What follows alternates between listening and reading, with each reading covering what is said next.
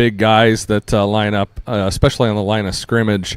How did you guys handle that size? I know you guys got some big dudes on the line too. Did you think that was an evenly matched battle at the line of scrimmage, or did one team have the advantage there? Well, I mean, it's no lie. Anybody can watch that film. We knew we weren't going to be able to run between the tackles a whole lot, and we tried a couple times, but just the mass outwise strength sometimes. And we ran to the edge outside more, and then obviously we sprinted our quarterback out a lot more.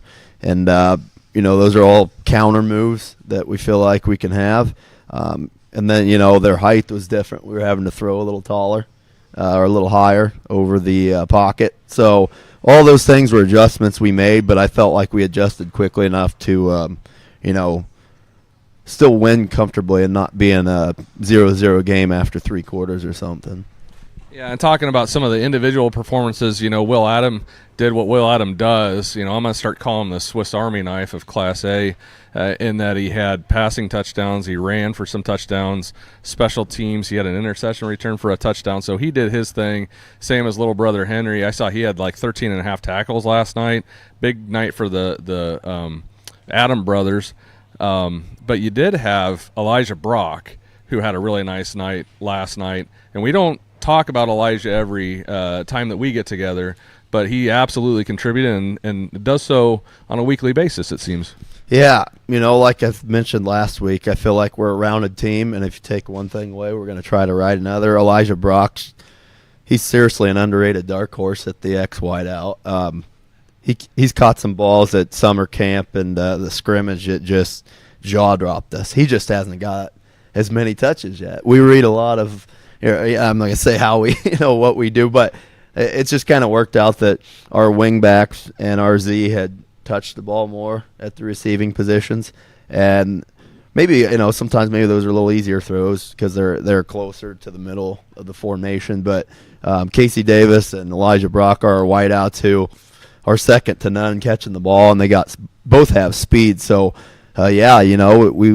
we were able to find a mismatch on the outside, and we kind of kept going to it until, we didn't need to or they shut it down. So Elijah Brock, he's worked as hard as anyone, and he's got track speed. That's where it's at. Yeah, that's a dangerous combination when you have some size like you guys have on the line. You have speed, and you have multiple targets and guys that can get the work done. So really excited to see what next week brings specifically and the rest of the season. But let's talk about this Lisbon matchup. You're going to go to Lisbon to play Lisbon, and this is going to be probably one of the premier games in the state next week. What do you got to do to prepare for Lisbon? Well, I think they're as rounded, if not more rounded than us. Tiernan Boots, who used to be a receiver for him, he's now their tailback. Don't let his height fool you. He's a short kid, but he's probably top 2 or 3 sprinter in the whole state right now. He replaced Baylor Spidell, their last sprinter. Dakota Clark, their quarterbacks. I compare him to a lot like Will Adam, but I'm still a Will Adam fan. I'll take Will Adam before I'd take him. But similar type athletes. The ability to scramble, make throws. They get loose. It's going to be bad for the other team. And their offensive line just always so well developed, and they're a heck of a wrestling school. So, their defense tackles well. Isaac Sylvester, one of our linemen, went to school at Lisbon from, I think, K or first through 8th, 7th grade with them. So he knows all these guys. But I could see it in what he said last night after we won that he's getting the itch to go. Hopefully get have a chance to pay Lisbon back. So. But, they're just a well-coached team. Much respect to them. It's going to be fun between 2 really good ball clubs. Yeah, I'm definitely excited to see how this thing pans out. It's going to have major implications on, I think, the playoff picture and how everything shakes out moving later down the line. Is there anything special you're going to do this week in practice for that preparation, or is it just business as usual?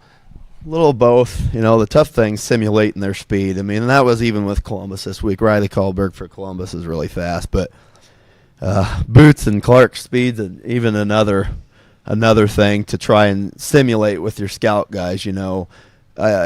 Defensive alignment and reaction to what happens in the play it has to sharpen even more, and it's gonna be tough. But we will. Fundamentals are what have carried us, and they're also the things that'll carry you through the hard times. So we'll just try to keep things somewhat the same as we always do. And like I said, I think we're a quality team that they've got to prepare for us too.